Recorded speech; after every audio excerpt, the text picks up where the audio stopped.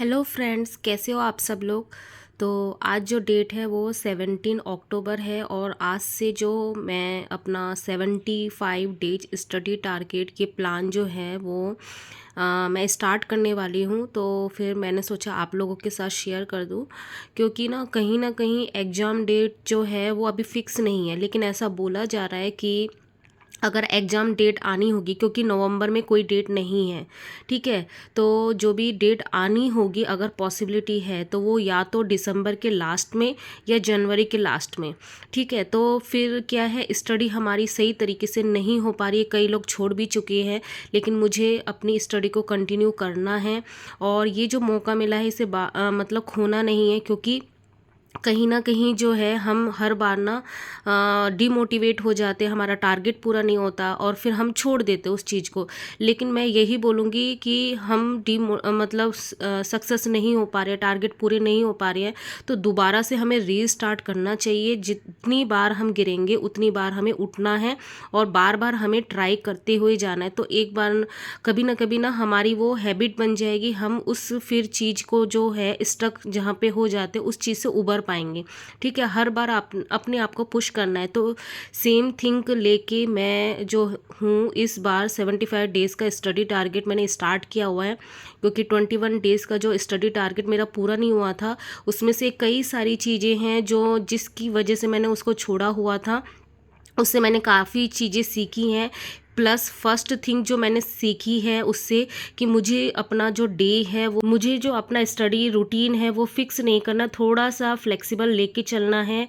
कि अगर मान लो किसी दिन मैं 4:30 या 4 बजे मैं उठ नहीं पाती हूँ, तो मुझे रात को वो मतलब जो भी टारगेट है कि 8 से 9 घंटे वो पूरा करने की कोशिश करनी है। अगर होता है तो ठीक है, नहीं वेल एंड गुड, नहीं तो नेक्स्ट डे हमें स्टडी करनी है। क्योंकि जब हम बहुत ज़्यादा स्टिक हो जाते हैं ना कि इस चीज़ को लेकर नहीं 9 आवर्स स्टडी करना है तो करना है, क्योंकि हर दिन एक समान नहीं होता है हर किसी के लिए। ऐसा नहीं है हाउसवाइफ और भी अदर पर्सन है, क्योंकि हर कोई पर्सन फ्री नहीं है, हर किसी को कोई ना कोई काम है, क्योंकि हम एक मैच्योरेट पर्सन है, हम लोग स्टूडेंट नहीं हैं जो कॉलेज लाइफ हम जी रहे हैं। तो सबकी अलग अलग प्रॉब्लम है, तो हर डे सेम नहीं होता है। इसकी वजह से क्या होता है, कभी हमारे टारगेट पूरे होते हैं, कभी नहीं होते हैं। लेकिन कंसिस्टेंसी मेंटेन रखने के लिए हमें क्या करना पड़ेगा, डेली स्टडी करनी पड़ेगी और थोड़ा सा पुश करना पड़ेगा कि नहीं, अगर 9 आवर्स नहीं हो रहे, एटलीस्ट 7 आवर्स हो जाए, 6 आवर्स हो जाए, लेकिन हमें इतना तो स्टडी मिनिमम करना है। और मैंने अपना टारगेट भी यही रखा हुआ है कि अगर मेरा स्टडी रूटीन जो है मैंने रखा हुआ है 8 to 9 आवर्स, जिसमें मैक्सिमम मैंने रखा हुआ है 9 आवर्स, मिनिमम मैंने 6 आवर्स। जैसे हमारा संडे होता है तो क्या होता है, उस दिन हम इतना स्टडी नहीं करते, कभी बाहर चले जाते हैं तो हमारी उतनी नहीं हो पाती है। तो इसलिए मैंने मिनिमम जो है रखा हुआ है 6 आवर्स की, एटलीस्ट इतना तो पढ़ना ही है, ठीक है। तो इस तरीके से मैंने कुछ चीज़ें सीखी हैं और मतलब जो अपने फेलियर से यही सीखा है कि क्या क्या इम्प्लीमेंट कर सकते हैं कि मैं अपना जो प्लान बना रही हूँ उसमें मैं सक्सेस हूँ 100%, ठीक है। तो इसी सोच के साथ मैं अपना जो स्टडी प्लान आप लोगों के साथ शेयर करी कि मैं क्या करने वाली हूँ नेक्स्ट। तो 75 डेज़ किस तरीके से प्लान है, अभी जो अक्टूबर है वो 17 अक्टूबर है और 31 से हम अगर वो करेंगे तो हमारे पास 15 दिन है अक्टूबर के, 30 दिन है नवंबर की, 30 दिन दिसंबर की, इसलिए माने क्योंकि 31 को हमारा जो है दिवाली सेलिब्रेशन है। तो एक दिन मैंने माइनस करके इस तरीके से मैंने 75 डेज़ माना है कि कुछ ना कुछ तो पढ़ना है, लेकिन दिवाली के दिन ऑलमोस्ट कोई भी पढ़ाई नहीं कर सकता, इसलिए एक डे मैंने इस तरीके से माइनस करके जो ऐड किया है वो 75 डेज़ हो रहा है, ठीक है। तो 75 डेज़ में ये मैंने लिखा हुआ है कि मेरा एटलीस्ट क्या प्लान होने वाला है। तो ये जो स्टडी प्लान है ये मैं अपना शेयर कर रही हूँ, जो बिगिनर्स है उनको अलग से थोड़ा सा स्टडी ज़्यादा करनी पड़ेगी अगर वो इसी हिसाब से पढ़ना चाहते हैं, क्योंकि उनके लिए थोड़ा बहुत हार्ड होगा, क्योंकि हर चीज़ वो नहीं पढ़ रहे होंगे। लेकिन हमारे लिए, जो मेरे लिए स्पेशली है, जो मैंने स्टडी प्लान बनाया है उसमें ये है चीज़ें कि मैं एक बार गो थ्रू हो चुकी हूँ, तो अब जो है बार बार रिवीजन करने का टाइम है। और ये मेरे 75 डेज़ में यही मेरा टारगेट है कि मैं ज़्यादा से ज़्यादा रिवीजन पे फोकस कर सकूँ। और मैंने जो है मेरे 21 डेज़ में जो मेरा था, उसमें यही था कि मैं 3-3 मॉक टेस्ट दे रही थी। उसमें यही मेरी मिस्टेक हो रही थी कि मैं ज़्यादा मॉक दे रही थी, लेकिन एनालिसिस उतना नहीं हो पा रहा था, रिवीजन नहीं हो पा रहा था। इसलिए मैंने क्या टारगेट रखा है कि अक्टूबर जो 15 डेज़ है, इसमें मैं वीकली ओनली 2 मॉक टेस्ट दूंगी। नवंबर में वीकली 3 हो जाएंगे और दिसंबर में सेम 4 हो जाएंगे, क्योंकि दिसंबर मंथ आते आते हमें इतना अपने आप को इम्प्रूव कर लेना है, इतना प्रैक्टिस कर लेना है, इतना रिवीजन कर लेना है कि हम वीकली 4 मॉक टेस्ट दे पाएँ। अगर हम 4 मॉक टेस्ट नहीं दे पाते, एटलीस्ट हमें 3 देना ही देना है। और अगर एग्ज़ाम डेट आ जाती है तब तो हमें 4 मॉक टेस्ट देने ही होंगे, क्योंकि ज़्यादा से ज़्यादा मॉक टेस्ट देंगे तभी हमारी क्या है वो फ्लुएंसी आएगी एग्ज़ाम को क्लियर करने की। और जो हमारा डर होगा वो भी कहीं ना कहीं निकलेगा। तो ये मेरा प्लानिंग रहने वाला है। तो अब आ जाते हैं हम क्या क्या करने वाले इसमें। तो पेपर 1 में सबको पता है क्या क्या सब्जेक्ट है, एक बार फिर मैंने लिख दिया है कि Hindi, GK, English, reasoning, math. तो इस 75 डेज़ में जो पूरा जो 75 डेज़ में रेगुलर कंटिन्यू पढ़ूंगी वो है जीके और इंग्लिश। ठीक है, ये जब तक हमारा है तब तक 75 डेज चलेगा। डेली इसको स्टडी करना है, क्योंकि वोकैब है, बार बार हम भूलेंगे, बार बार हमें लर्न करना है, ये चलता ही रहेगा। जीके है, ये कभी फिनिश नहीं होता, ये हमें लर्न करते हुए जाना है। ठीक है, तो 75 डेज़ में हमने देखा कि जीके और इंग्लिश हमें कंटिन्यू पढ़ते हुए जाना है, रिवीजन करना है। और जो मॉक टेस्ट होंगे वो हमें कंटिन्यू, जैसे ये यहाँ पे टारगेट बनाए हैं ये। लेकिन जो 75 डेज़ को मैंने मैथ और रीजनिंग के लिए 2 पार्ट्स में डिवाइड किया है। जैसे कि पहले किया था वैसे ही अब की बार किया, लेकिन इस बार जो हम स्टडी कर रहे हैं ना, वो ऐसा मान सकते हो लास्ट एंड फाइनल।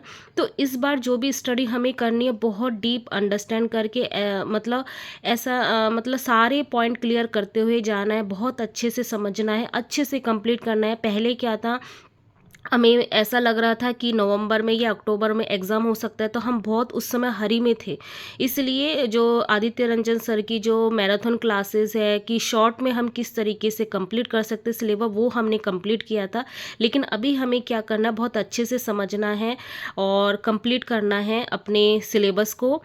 तो आप ये सोचो कि आप दोबारा से पढ़ रहे हो, क्योंकि बहुत सारे अभी भी जो है फ्रेंड लोग हैं, उनका यही मैसेज आता है कि मैथ में इंक्रीज़ नहीं हो रहे हैं मार्क्स, और मेरा जो है रीजनिंग में इंक्रीज़ नहीं हो रहा। तो दैट्स वाई मैंने मैथ और रीजनिंग को क्या किया कि दोबारा से मुझे पढ़ना है हर एक टॉपिक को। जैसे अभी डेली टारगेट चल रहा है, ये डेली टारगेट जो वीकली टारगेट चल रहा है ये हमें अब रेगुलर वैसे ही चलेगा। और मैं डेली का ये मेंशन करूँगी कि मैंने आज क्या पढ़ा, नहीं पढ़ा, और मैं पहले से ही सारी चीज़ें जो पहले चलती थी वो मैं बता दूँगी वीकली टारगेट में क्या क्या प्लानिंग रहने वाली है। लेकिन ये 75 डेज़ का टारगेट बना के मैं यही कर रही हूँ कि मैं हर एक दिन का अपडेट दूँगी आपको, और मैं खुद भी अपना टारगेट लिखूँगी, मुझे अपडेट होता रहेगा। और ये जो मैंने इतना कलरफुल बनाया है, इसका रीज़न भी यही है कि मैं इसको दीवार पे चिपकाने वाली हूँ कि मेरे सामने दिन रात रहेगा तो मैं भूलूंगी नहीं, और स्ट्रेटेजी वाइज चलेगी सारी चीज़ें, जिससे मुझे हर चीज़ हमेशा डिनोट होती रहेगी कि हाँ ये चीज़ें मेरी प्लान थी। क्योंकि मैं भी ह्यूमन हूँ, मैं भूल जाती हूँ, क्योंकि घर के काम और अपनी स्टडी में मैं भूल जाती हूँ कि क्या क्या मैं करने वाली थी। तो ये सारी चीज़ें रहने वाली है। तो मैं ये दीवार में स्टक करने वाली हूँ, तो इसलिए मैंने सोचा पहले मैं शूट कर लेती हूँ, उसके बाद मैं इसको दीवार पे चिपका दूँगी। तो 45 डेज़ में जो मेरा रहने वाला प्लानिंग वो भी मैंने शेयर कर रही हूँ आप लोगों के साथ कि क्या प्लानिंग रहने वाली है। एक्चुअली जो DSSB की जो ई बुक है उसमें ना अप्रॉक्स 16 चैप्टर दे रखे हैं। तो अगर हम एक चैप्टर को 3 दिन में लेके चलते हैं ना, वैसे तो हमारा इतना अंडरस्टैंडिंग हो चुका है कि हम एक दिन में अच्छे से सिलेबस मतलब फॉर्मूले वगैरह कर सकते हैं, लेकिन हमें प्रैक्टिस के लिए भी टाइम चाहिए। तो इसलिए मैंने 3 दिन अप्रॉक्स लेके चले, तो 16 × 3 48 डेज़ हो रहे हैं कंप्लीट। अगर कभी ऐसा होता है कोई चैप्टर हमें ज़्यादा दिन लग रहा है या समझ में नहीं आ रहा, तो हम उसको 4 दिन भी लेंगे, 5 दिन भी लेंगे, ठीक है। लेकिन इस बार हमें जो स्टडी करनी है ना बहुत अच्छे से करनी है, कि ये समझो कि लास्ट एंड फाइनल है, हमें इसके बाद और नहीं पढ़ना, इतना डीप जाके हमें पढ़ना पड़ेगा। ओके, फिर रीजनिंग में भी सेम जो है अप्रोक्स मैंने जो लिखा है 18 चैप्टर है टोटल। उस 18 को 2.5 डेज़ देंगे। अगर हमारा तो टोटल 45 डेज़, क्योंकि रीजनिंग में अगर हम 3-3 दिन लेंगे तो वो बहुत ज़्यादा हो जाता है, और 2 दिन लेते हैं अगर एक चैप्टर को तो वो कम लग रहे हैं मुझे। तो इसलिए मैंने डिसाइड किया कि 2.5 डेज़ यानी 2.5 दिन एक चैप्टर को लेंगे, तो हमारा 45 डेज़ में हमारा जो रीजनिंग है वो कंप्लीट हो जाएगा। इसके बाद हमारा जो होगा 30 डेज़ फुल मॉक टेस्ट होगा, प्रैक्टिस होगा। प्रैक्टिस तो देखो साथों साथ चलती ही रहेंगी, लेकिन उस समय क्या होगा कि हमें ज़्यादा से ज़्यादा क्या टाइम देना पड़ेगा मॉक टेस्ट पे और प्रैक्टिस पे, ठीक है। क्योंकि मैं तो रीजनिंग ऐसा है कि आप बार बार भूलोगे, कॉन्सेप्ट भूलोगे, बार बार आपको रिवीजन करना पड़ेगा, ठीक है। तो आपको अच्छे से ये जो 45 डेज है ना, इसमें आपको ये भी करना है कि आप अच्छे से अपना नोट्स बना लो, जो भी चैप्टर पढ़ रहे हो, कि बार बार ना वीडियो देखना पड़े, बार बार ना आपको ये भटकना पड़े कि इस क्वेश्चन को किस तरीके से करना है, कैसे करना। आपको इतना प्रैक्टिस, इतना कॉन्सेप्ट अच्छे से क्लियर हो जाना चाहिए, आपको देखने के साथ थोड़ा बहुत आइडिया हो जाए। और किसी किसी में ऐसा होगा कि आपको बेसिक लेवल से करना पड़ेगा, तो वो आपको करना पड़ेगा, क्योंकि हर एक क्वेश्चन ना ट्रिक से नहीं होते हैं, कुछ हमको बेसिक लेवल पे करना पड़ेगा। धीरे धीरे जब हमारी प्रैक्टिस अच्छी हो जाएगी, उस बेसिक लेवल में भी हम स्पीड अपनी इंक्रीज कर लेंगे, ठीक है। बेसिक कभी अपना भूलना नहीं है, क्योंकि हर बार क्वेश्चन बनते हुए जाते हैं, ट्रिक हमारी वहाँ काम नहीं करेंगी, ठीक है। सेम अब क्या है 75 डेज़ में, जैसे मैंने बोला था कि जीके और इंग्लिश हमारा कंटिन्यू चलेगा। तो जीके में अब मैंने क्या डेली टारगेट बनाए हैं, कुछ जो पहले भी थे लेकिन अब मैंने दोबारा से स्टार्ट किया हुआ है कि 20 जो है, हर दिन मुझे 20 सिनोनिम्स करना है, 20 वन वर्ड करने और 20 ईडियम्स करने। ये मेरा डेली का टारगेट। और मैं जो बुक करने वाली हूँ, जिस बुक से, वो है ब्लैक बुक। और रानी मैम के जो PDF थे वो साथों साथ रिवीजन भी करते हुए जाऊंगी, मतलब उन दोनों को कंबाइन करके मुझे करना है। और 60 ग्रामर रूल जो है वो इस वीक मेरा कंप्लीट हो जाएगा। उसके बाद जो है मैम की जो भी वीडियो रहती हैं, जैसे एरर डिटेक्शन की होती है, जो भी मतलब मैराथन टाइप की जो भी क्लासेस होती है, वो डेली टारगेट में आप लोगों के साथ शेयर करूँगी। लेकिन मैंने यहाँ पे मेंशन यही इसलिए किया है क्योंकि ये डेली का मुझे करना ही है, डेली टारगेट, तो इसलिए मैंने लिखा है। और वीकली प्लान में तो मैं आप लोगों के साथ शेयर ही कर दूँगी कि हमें क्या क्या टॉपिक करना है, क्या करना है। जिसको भी फॉलो करना होगा वो कर लेगा, ठीक है। तो मैं अपना बता रही हूँ कि मैं आगे क्या करने वाली हूँ, ठीक है। ये मैं बहुत दिन से सोच रही थी कि मुझे ये करना है, तो इसलिए मुझे थोड़ा टाइम भी चाहिए था इसको बनाने के लिए। जीके में सेम यही है, किसी भी टॉपिक को, चाहे वो हिस्ट्री हो, ज्योग्राफी हो, जो भी आपका सब्जेक्ट है, क्योंकि जीके में बहुत सारे पोर्शन है, उसमें आपको कंफर्म करना पड़ेगा, 1-2 दिन आपको उस टॉपिक को अच्छे से समझना है, रीड करके अच्छे से अंडरस्टैंडिंग करनी है, उसके बाद उसके PYQ करने हैं। इस तरीके से आप करोगे तो आपके जो क्वेश्चन है वो ज़्यादा दिन तक रिटेन रहेंगे। अगर आप ओनली PYQ करेंगे तो कहीं ना, क्योंकि हमेशा PYQ से तो आएंगे नहीं, उसके सराउंडिंग से भी आ सकते हैं क्वेश्चन। तो PYQ भी करोगे ना, तो आप सराउंडिंग में आप देखो कि क्या क्या क्वेश्चन बन सकते हैं। जैसे कई सारी बुक्स अभी ऐसी आती है, जैसे किरण हो, कोई भी बुक्स हो, DSSB की भी आती है PYQ की बुक, आप ऑनलाइन जाओगे वहाँ से भी आप ले सकते हो। मेरे पास ई बुक है तो मैं उससे करती हूँ। तो उसमें ना आंसर में भी एक्सप्लेनेशन रहता है कि इसकी आगे पीछे क्या कहानी है, ठीक है। इस तरीके से हर चीज़ को आपको अंडरस्टैंड करना है। जीके में यही स्ट्रेटेजी होती है कि हमें हर चीज़ को समझना होता है, क्योंकि हर बार क्वेश्चन ना सेम नहीं आते हैं, उसके सराउंडिंग में बनते हैं, ठीक है। तो कॉन्सेप्ट याद रहता है, तो उसके आसपास अगर कुछ क्वेश्चन बनता है तो वो हम कर सकते हैं क्लियर। अब है बात हिंदी की। हिंदी मैंने कहीं पे नहीं लिखा कि मैं कैसे क्या करने वाली हूँ। एक्चुअली हिंदी मेरा हो चुका है, और मैं जब भी करती हूँ तो मेरे 20 में से 15 to 16 मार्क आ ही जाते, लेकिन हम हिंदी को छोड़ नहीं सकते। तो मैंने ये डिसाइड किया है कि वीकली जो है 2 डेज़ मुझे हिंदी करना है। एक एक टॉपिक जो भी है वीकली प्लान में अब से मैं शेयर करने वाली हूँ कि हिंदी में क्या क्या हम करने वाले हैं, ठीक है। तो वीकली 2 डेज़ में जो जहाँ से मुझे आवर्स मतलब ये निकालूंगे टाइम, वो है मेरे पेपर 2 से।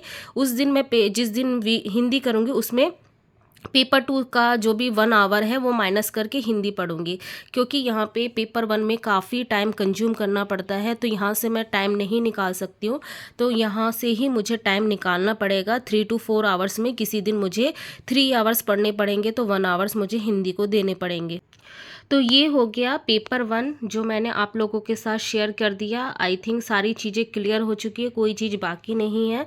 कोई भी बात हो तो आप कमेंट के थ्रू आप बता सकते हो, अगर कोई चीज़ मेरी पेंडिंग रह गई हो। बाकी मैंने दोबारा से आप लोगों को दिखा दिया है।